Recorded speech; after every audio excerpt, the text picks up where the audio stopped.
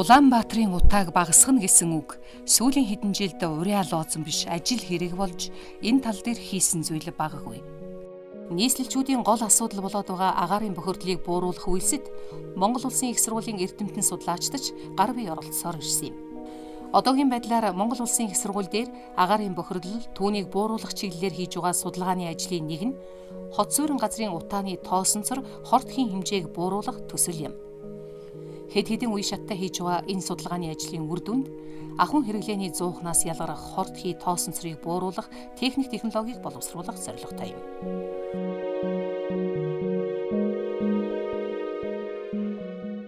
Улаанбаатар хотод 184 мянган өрх байдаг гэхэд энэ өрх бүгдээрээ шахам галгаатай зуухтай эндээс их хэмжээний хортхий мөн тоосонцор дэгдэж байдаг. Энэ тоосонцор дэгдснээр агаарын чанарыг өөрчилж харагдах орон зайг багасгаж мөн гэрлийн сарнилыг нэмэгдүүлэн мантай юм шиг харагдуулж байт юм аа. Нэг цагийн дотор нэг өрхөөс бараг 20-30 кг хортхий тоосонцор агаар мандал руу орж байдаг.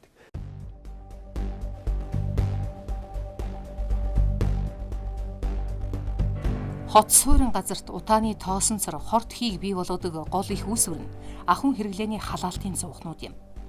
Эдгээр халаалтын зуухнууд нийт агаарын бохирдлын 50% бий болгодог. Тиймээс шаталтаас үүдэлтэй агаарын бохирдлыг хэрхэн бууруулах вэ гэсэн судалгааг Монгол Улсын их сургуулийн физикийн тэнхимийн эрдэмтэн багш нар оюутнуудынхаа хамтаар цогцоор хийж байна.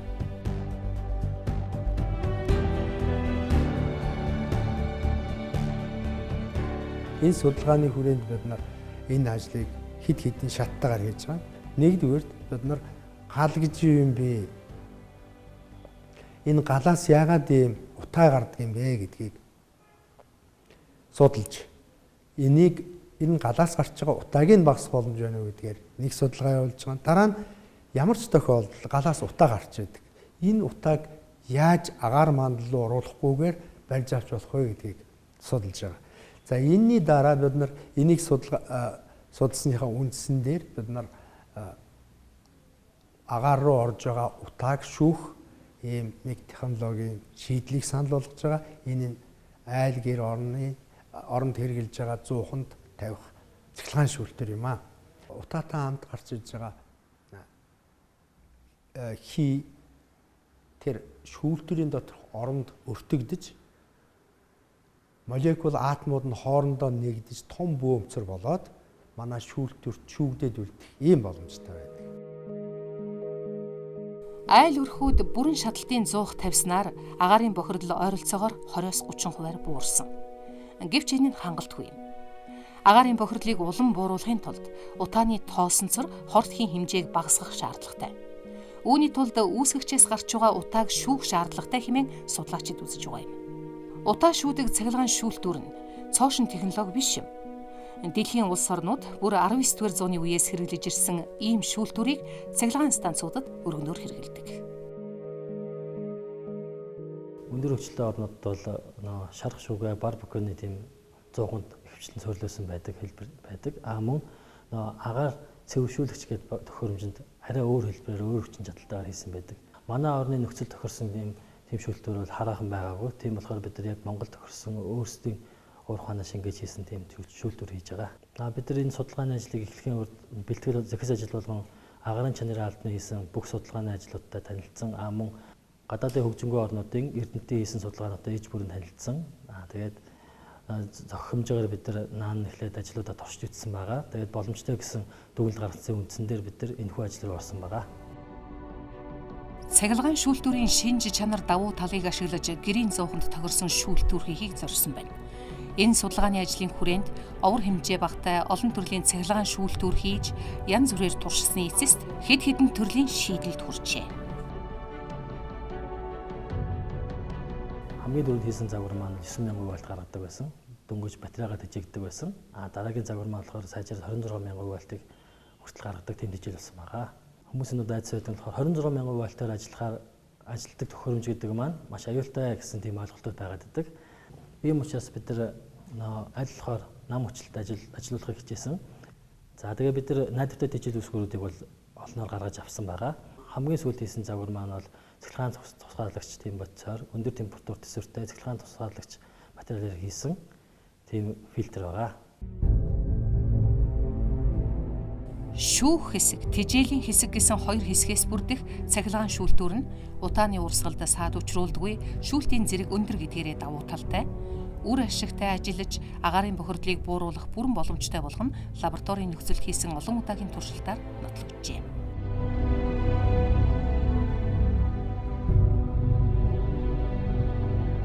За бид нар одоо нэг гаргаж авсан хамгийн сүүлийн шүүлтүүрийг ажиглаж байна. За энэ дундор ямар ч цахилгаан гүйдэл өгөөгүй ах үед их хэмжээний утаа гарч байгааг та нар энэ лазерын сарнилсан гэрлээс харж болно. Хэрвээ одоо энд бид нар хүчтэй өгөх юм бол энэ утаа бүр байхгүй болох хэвээр. Энэ гэрэл эрс багсаад алга болох хэвээр. За ингээ харах юм бол нөгөө утаа чи ямар ч нөгөө гэрэлтэж исэн юу маань бүр байхгүй болж байна. Сарнилсан гэрэл бүр байхгүй болж. Энэ юу харуулж байгаа юм гэхээр энэ доороос нь гарч байгаа утаа бүгдийг шүүж ийн гэсэн. Хэрвээ энэний доогоор оруулаад харин тусах юм бол нөгөө гэрэл яг галаас гарч байгаа утаа тэр чигээр байж байгааг та нар харж байна. Энэ дотор тод ногоон гэрэл ингээ харж байгаа.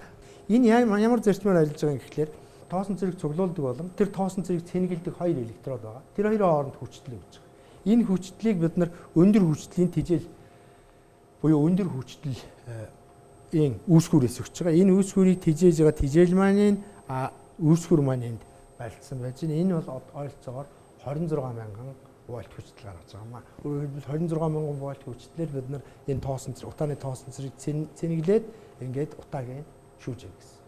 Ийм зарчмаар ажиллаж байгаа. Энэ доор бол ерөөсөө л органик тишүү. Энэ доор бол маш тод утаа гарч байгаа нь харагдаж байна. За энд ингээд гэрэл сарниулж байгаа энэ хэсэгтэл тусгатал яг ногоороо л харагдах хэвээр. Энэ гэрэл утаа гарч байгаа гэсэн. Энд бол утаа байх хэвээр. Энд ямар нэг утаа гарах хэвээр. Тэгэхээр энэ бол ойролцоогоор нэг 80-аас 90% шүүж байгаа нь бол тодорхой харагдаж байгаа. Энийг бид нар яг зуухан дээр аваачаад тавихаар, айлын гэрт аваачаад тавихаар хэл зэрэг болохыг бас өөр туршилтаар бид нар харуулах ёстой. Хот суурин газрын утааны тоосонцор хортхийн хэмжээг бууруулах цогц судалгааны ажлын нэг чухал хэсэг бол утааны мониторинг юм. Үүнийг богино долгионы урттай лазерын цацраг ашиглан хийж болохыг тогтоожээ.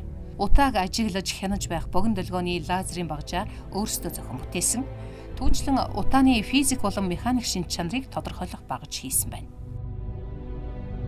Ихэнх туршилтын хэмжилтийг бол бид нар өөрсдөө шинээр багжаа зохиож хийж байгаа.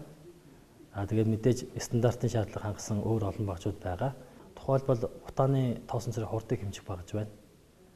Энийг бол бид нар тусгай кювет өөрснөө хийгээд тэгээд үүн дээрээ утааныхаа урсгалыг явуулаад тэгээд утааны тоосон цэргийн концентрац болоод хурдыг хэмжиж байгаа.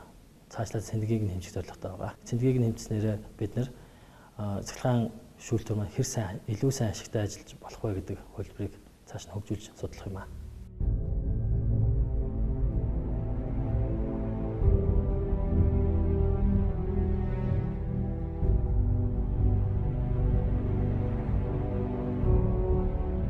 Бид нар энэ системийг утааны тоосон цэрийн утааны бүүмчрийн хэмжээг тодорхойлоход бол утааны бүүм тоосон цэрийн концентрацийг тодорхойлох мөн утааны хурдыг тодорхойлоход ашиглаж байгаа. За та энд одоо яг визуал мониторинг хийж байгаа. Энд жижигхэн зуух байгаа. Энэ зуухан дотор шатсан галнаас гарч байгаа ердийн арц шатаагаад хийж байгаа. Тэрнээс биш өөр юм шатаагаад энэ лабораторийн нөхцөлд тохирохгүй учраас бид нар жижигхэн арц ингээд оруулж байгаа. За тэр утаа нь ингээд өөртөө ишээ ингээд энэ хоолоогоор дамжаад өөрөөр хэлбэл янз буухны яндан маань энэ байна гэсэн үг.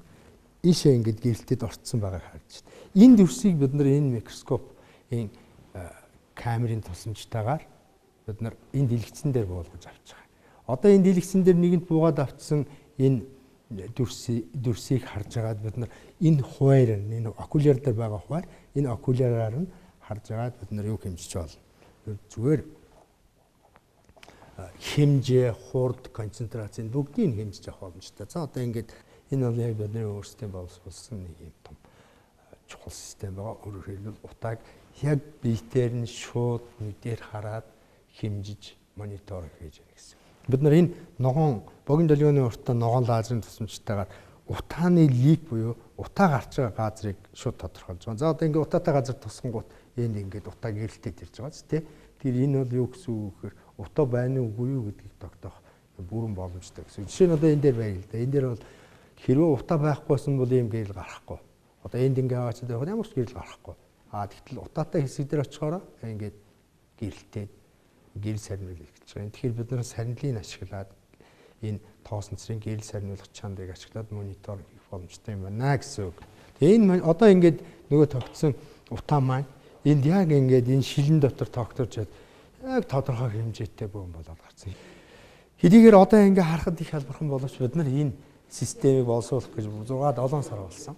Одоо яг одоо л нэг яг компьютерт оруулаад хурдын хэмжээг нэмлээд хийх юм боломжтой болж байгаа. Яг энэ бүхнийг бүгдийг амжуулах гэж нэлээд олон сар зүтгэж манай хүүхдүүд манай багш нар ингээд хамтдаа ингэж гаргаж авсан юм байна. Энэ бол одоо яг утааг визуал мониторинг буюу одоо хараагаараа мониторинг гэдэг юм гол арга болж ингэж гарч ирж байгаа юм зүйл байна. Утаа гэдэг нь шатлалтын явцад ялгарч байгаа төрөл бүрийн хортой хоргүй хий, мөн хатуу болон шингэн хэлбэрт орших тоосонцор буюу бөөмцрүүд юм. Үүнээс хүний эрүүл мэндэд илүү хортой гэгдэх бөөмцрийг цахилгаан шүүлтүүрээр бүрэн шүүх боломжтой. Яг үнэндээ утааны тоосонцор гэдэгт тусал хүртэл явж байгаа. Мөн олон молекултай, олон атомоос тогтсон кластер хүртэл явж байгаа. Тэгэхээр эднийг яг дэлхийн хэмжээнд бүгдийг юу гэж ерөнхий нэрээр хэлдэг вэхээр particulate буюу бөөмцөр гэдэг нэрээр нэрлэдэг.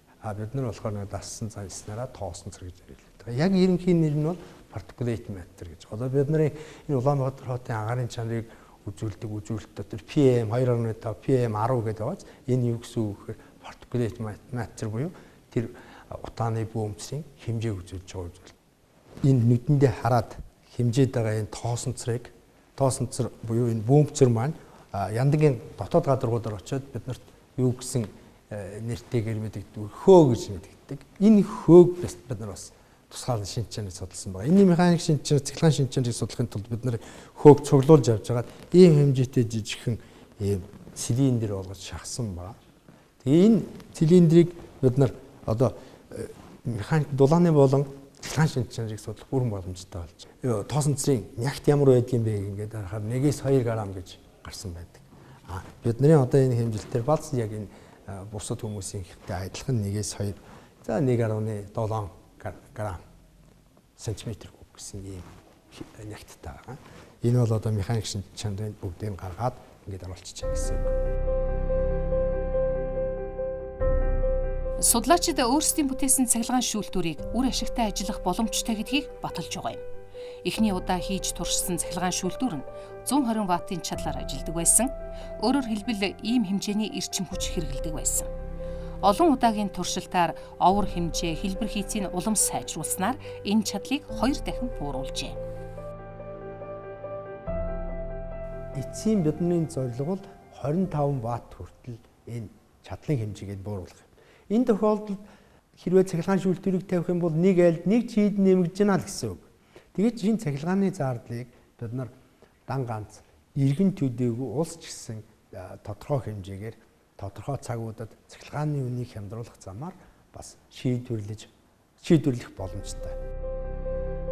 Тэд цахилгаан шүүлтүүрээ лабораторийн нөхцөлд туршиж дуусаад гэрийн зуухан дээр туршиж эхэлжээ.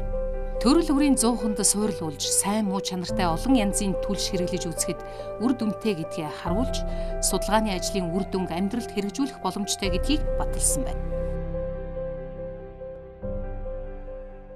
Чинийг ажиллал да. За багш. За жаахан хүчлийн нэм. Яа. Имдэ. За нэм. Чи тоолмолж солиог үз. Одоо утаа цайгаад багсчлаа л та. Одоо яг тэр яндангийн яг амсрт нэг 10 см-ийн зайдал юу харах хэрэгтэй. Цаашаа бол нөгөө галаас ялгарч байгаа юмнууд чинь уур болоод цагаан харагдаад байгаа. За одоо унтраа. За унтраа. За одоо ихт гарах их хэстэй чигд. одоо бол экстазийг ихсэж байна. Хэрвээ хэлбэр хэмжээг нь зөв олж тогтоовол утааны тоосонцор буюу бөөмөнцрийг 99% хүртэл шүүх чадвартай. Цаашид улам сайжруулснаар тоосонцроос гадна утаанд дагуулгадах хорт хийх шүүж чадах хэмжээнд хүрэхийг зорж байна.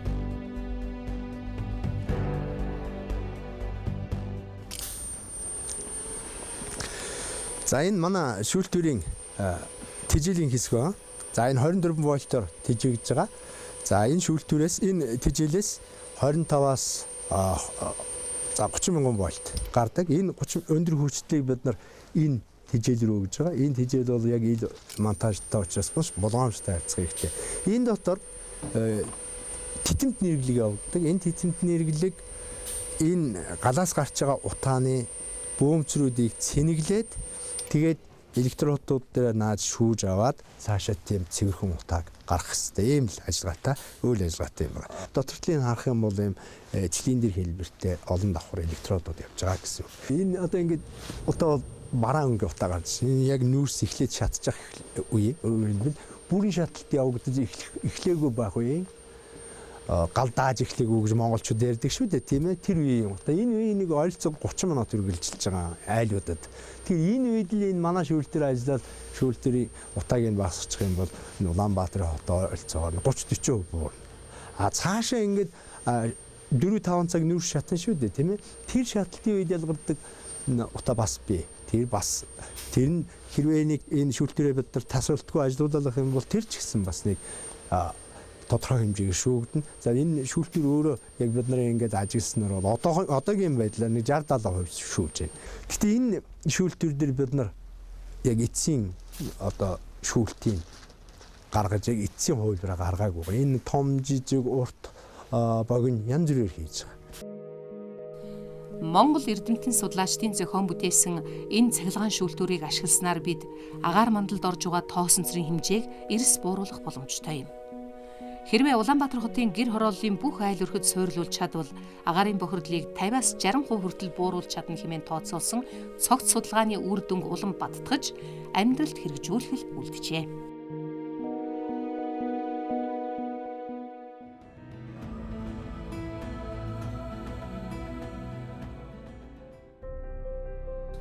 Монгол Улсын их сургуулийн цөмийн судалгааны төв дээр сүүлийн 10 жилийн турш агаарын тоосонцрын бохирдлын хяналт судалгааны ажил хийж байна. Ингэснээр олон улсад PM хэмээн нэрлэдэг тоосонцрын бохирдлыг хэмжиж хяналт мониторинг хийжээ. Тэгэхээр дэлхийн эрүүл мэндийн байгууллагаас бол энэ PM гэж нэрлэгдэж байгаа энэ тоосонцор SO, NO, азон энэ дөрвийг бол үндсэн бохирдуулагч гэж тодорхойлдог юм байгаа юм. Тэгэхээр энэ дөрвөн бохирдуулагчдаас бид нэр PM-ийн хяналт судалгааны ажлыг хийж байгаа юм. Энэ агартгаа PM гэдэг тоосонцор бол одоо хүний эрүүл мэндийн талаас ерөн зүгээр гадаад орчин үзэгдэх орчны талаас нь бол энэнийг PM 2.5 гэж 2.5 микрон хүртэл диаметртэй нэг хэсгийг ялгадаг. Нөгөөх нь болохоор PM 10 гэж 10 микрометр хүртэл диаметртэй ийм тоосонцрыг бол авч үздэг. Эндээс бол PM 2.5 гэдэг бол амьсгалын замаар ороод судсаар дамжин нөлөөгөө үзүүлдэг хүний эрүүл мэндэд. Түүнчлэн PM 2.5 гэдэг бол үзэгдэх орчинд бол их нөлөө үзүүлдэг. Бидний авсан дүнгээр ингээд 2009 оноос хойш бол ерөнхийдөө агаартах тоосонцрын хэмжээ нэг 10 гаруй хувиар багассан. Тэр дундаа одоо блак карбон хар нүүрс төрөгч гэж байгаа. Энэ хар нүүрс төрөгч бол агаартах утааны хэмжээг заадаг, үзүүлдэг. Энэ бол мэдгэдэггүй цэмзээгээр багассан. Ялангуяа PM 2.5 дахь хар нүүрс төрөгчийн хэмжээ бол нэг жил дундчаар 40%-аар багассан байгаа юм 2008 оныхоос. PM 10 дахь нь бол нэг 32%-аар багассан. Тэгэхээр энэ бол ямар нэг 30%-аар багассан дүн байгаа юм. Монгол Улсын их сургуулийн математикийн хүрээлэн Оросын холбооны улсын шинжлэх ухааны академийн Сибирийн салбарын систем динамик удирдлагын онолын хүрээлэнтэй хамтран 2 төсөл хэрэгжүүлсэн юм. Эхний төслийн хүрээнд утааны их үүсвэрээс хорт бодис хэрхэн ялгарч байгааг математик загварчлалын аргаар хэмжсэн. Ингэхдээ утаа гаргагч их үүсвэр бүрийг нэг үрчлэн хамруулжээ. Харин 2 дахь төслөөрөө энэхүү хорт бодис нь хүн амын эрүүл мэндэд хэрхэн нөлөөлж байгааг судалж бууруулснаар амьсгалын замын өвчний дэгдэлт ямар болохыг насны 3 бүлгээр ангилж дүүрэг тус бүрээр үнэлгээ гаргажээ. Яг бидний судалгаагаар юу харагдсан бол би Улаанбаатарын одоо тэр байршлаас болоод өвлийн улиралд бол бид ирээсээ одоо утааны бохирдлын малгайтай байна гэсэн. Хамгийн гол нь энэ загварчлал бол салхи, температур, салхины чиглэлийг оролцуулснараа одоо энэ гарч байгаа утаанууд хоорондоо хаашаа нийлээд ямар чиглэлээр салхитай үед салхи одоо баруун хойноос зүүн хойноос байхад энэ бохирдол хаашаа одоо их гүнзгий явж хуримтлагдж яана гэдэг тэр тооцоог хийсэн хамгийн чухал ажлууд нь энд байгаа. Өвлийн улиралд хамгийн их одоо бохирдолтой газар Баянгол дүүрэг байна. Яагаад бол Баянгол бол рельефний хувьд бол тийм тоглолттой. Ийм учраас тэнд бол гэр хороолж их байдаг. Тэнд бол хамгийн их одоо бохирдол. За Баян зүрх байна. Дараачих нь бол энэ бол тийм мөнхийн асуудал биш. Энэ бол үе шаттай одоо шийдэж болох асуудал. Тэр утааны их үүсвэр гаргаж байгаа юунуудын технологийн шинжилгээ хийх замаар одоо багасгах тийм зам байна. Хоёр дахь нь бол яг барилгажуулах, орон сууцчлах гэж ярьж байгаа. Энэ бол бас удаан процесс. Түүнээс урд бол бидний хамгийн сүүлийн төслөөс бол ялангуяа өвлийн улиралд хүн амын амьсгалын замын өвчний урдчилсан одоо тэр нэрвэгдэхээс урдчилсан үйлчлэгээ эрүүл мэндийн үйлчлэгээ бол бас нэлээд их тэр өвчлөлтийг багасгах ийм ач холбогдолтой гэсэн дүгнэлт гарсан байна. Монгол улсын их сургууль дээр хийж байгаа Улаанбаатар хотын агаарын бохирдлын өөр нэг судалгааны ажил бол 2005 оноос хойш хийж байгаа тоосонцор болон хийм бохирдлын судалгаа юм. Нийслэлийн агаарын чанарын албаны болон өөрсдийн явуулын багжаар хэмжилт хийж агаарын чанарыг судалж байна. Судалгааны үр дүнд нийслэлийн агаарын бохирдол жилээс жилд нэмэгдэж байгаач 2013-2014 онд харьцангуй тогтворчсон дүн гарчээ. Үүнд тухайн жилийн цаг агаарын байдал зэрэг олон хүчин зүйл нөлөөлжээ. Харин сүүлийн 2 жилийн дотор агаарын бохирдлын хэмжээ буцаад нэмэгдсэн байна. Агаарын бохирдлын судалгааг дангаар нь хийхээс гадна орчны бохирдол зэрэг бусад хүчин зүйлтэй уялдуулан хийж нийслэлийн бохирдлын бүсчлэлийг гаргажээ. За энэ бүсчлэлээр бол Улаанбаатар хот бол нэг 4 орчим төрлийн ерөнхийдөө бол бүс болж хуваагдж байгаа. Дээрээс нь яг бидний авсан бүсээр бол Улаанбаатар хотын хувьд бол гэр ороолын хэсэг тэр дотроо бол одоо энэ Монголын үндэсний олон нийтийн телевизийн орчим болон Баян ушуу, за 1-р ороолын арын тахилт орчим, за Динжин мянга орчим гэдэг чинь энэ хэсэг бол агаарын бохирдол, хөрсний бохирдол, нийлбэр индексээр бол хамгийн их бохирдолтой буюу хүний эрүүл мэндэд үзүүлэх эрсдэл хамгийн өндөр ийм бүсүүдээр тогтоогдож байгаа. За дараагийн хэсэг нь бол одоо хотын одоо төв хэсэг. За 13 дугаар хороолт орчим бол арай арцсангуй одоо бохирдлын бүсчлэлээр бол бага байдаг ч юм. Ийм нэг 4 бүс гарч байгаа. Гисэн хэдий ч ингээд 4 ялгаатай бүс нь хоорондоо харьцуулахад их бага ялгаатай боловч бидний хувьд одоо ингээд хамгийн харьцуулахад бол цэвэр гэж үзэж байгаа одоо зайсан орчим гэдэг ч юм аваад үзэхэд бол нөгөө 3 чигтэйгээ бүстэй харьцуулахад харьцангуй одоо бохирдлын хувьд бага боловч бохирдлын индексээр аваад үзэхэд бол индексээр бол бохирдолтой гэсэн ангилал. За агаарын чанарын индексээр нэтер аваад үзэхэд бол хүний эрүүл мэндэд одоо сөрөг нөлөө үзүүлэх гэсэн энэ төвшөнд бол ерөнхийдөө байна. Ингээд үзэхээр Улаанбаатар хот маань ерөнхийдөө суурьшлийн бүсийн хувьд аваад үзэхэд бол тогтмол одоо байнгын өндөр бохирдолтой байдаг. За гэхдээ энэ бохирдолтой байх онцлог нь бол улирлын ялгаа бол хамгийн чухал байгаа. За улирлын ялгаа дотроо энэ бол ялангуяа нэг 10 сарын дунд үеэс эхлээд бол агаарын чанарын стандартаас бол тогтмол дээш гарсан буюу бохирдолтой гэсэн төвшөнд бол байдаг. За тэгээ энэ бохирдол маань нэмэгдсээр хагаад 12 дугаар сар бол 1-р сард бол хамгийн өндөр түвшин оргил түвшиндээ хүрч байгаа. Өнгөрсөн оны 8 дугаар сараас хойш Монгол улсын их сургууль дээр утааны тоосонцрын бохирдол PM 2.5-ыг хэмждэг суурин багжийг байрлуулан хэмжилт хийж байна. Хэмжилтийн үр дүнд тоосонцрын бохирдлын нягтшил жилийн аль ч улиралд хэтэрхий өндөр байгаа нь тогтоогджээ. Улаанбаатар хот маань бол тоосон цэрийн бохирдлын хувьд бол дэлхийд бол PM2.5-ийн хувьд бол 1, PM10-ийн хувьд бол дэлхийд бол 2-т орног ордог. Ийм өндөр бохирдолтой хот. За яг өнөөдрийн хэмжлэлийг та бүхэн харж байгаа. За шөнө бол одоо 12 цаг 00 цагийн үед бол стандартаас 3-4 дахин өндөр байж байгаад айжмаар буурж байгаад өглөөний 8 цаг болгоод бусаад өсөж байгаа байхгүй. 8 цагаас өсөнгүүтээ буцаад 10 цагийн үед буурж байгаа. Тэгээ 8-аас 10 хоорондох өсөлт бол автомашинаас үүдэлтэй тоосон цэрэг өсөлт явж байгаа. Шөнийнх нь болохоор нүүрсний галлаатай холбоотой. Тэгээ 10 цагаас эхэлж буурж байгаад буцаад одоо 18 цаг 19 цаг гингүүд огцон өсөж байгаа. 18 цаг 19 цагаас огцон өсөв шөнжин ерөнхийдөө нэг 00 цаг хүртэл өсөж байгаа. 00 цагаас буцаад юм буурах ийм хандлагыг бол энэ хоногийн явцаар бол бид нар илэрхийлж байгаа. Энийг бол бид нар бол энэ Японы судлаачтай хамтраад дахиад өшөө олон цэгүүд дээр бол энэ суурин багжийг байршуулж Улаанбаатар хотын хэмжээнд ер нь бол бүр нэгдсэн одоо юм юуг ялгаа гаргая гэсэн ийм зорилт тавьж байгаа. Энэ дээрээ үндэслээд нөгөө бохирдлын загвар зургийг бол хот юу болгоноор дүүрэг болгоноор бол ялгаатай гаргая гэж байгаа. Жишээлбэл жирийн хүн хараад юу тэр зургийг хараад юу гэж болох вэхээр бохирдол хаана хамгийн их байд юм бэ? Жилийн дөрвөл хаана хамгийн бага байд юм бэ? Магадгүй энэ дээрээ үндэслээд нөгөө хот төлөлтийн ажлууд хийгдэж болно. Хувь хүн бол одоо хаана байраа сонгох уу гэдэг ч юм уу тийм. Энэ одоо сонголтуудыг хийж болох ийм одоо ачаал бүгдэлтэй судалгаа гэж бид нар харж байгаа. Улаанбаатар хотын утаа хэрээс хэтэрч агаарын бохирдол түгшүүрт хэмжээнд хүрээд байгаа энэ цаг үед энэ мэтчлэн олон аргад тулгуурласан судалгаа шинжилгээний ажлуудыг цогц хэлбэрээр гүйцэтгэж тохирсон технологиг нэн яралтай тодорхойлох нь хамгийн тулгымдсан асуудлын нэг болоод байна. Энэ асуудлыг шийдэхээр Монгол улсын их сургуулиар овгуулсан багш судлаачдын хийж байгаа судалгааны зарим ажлын талаар өгүүлэхэд ийм байна.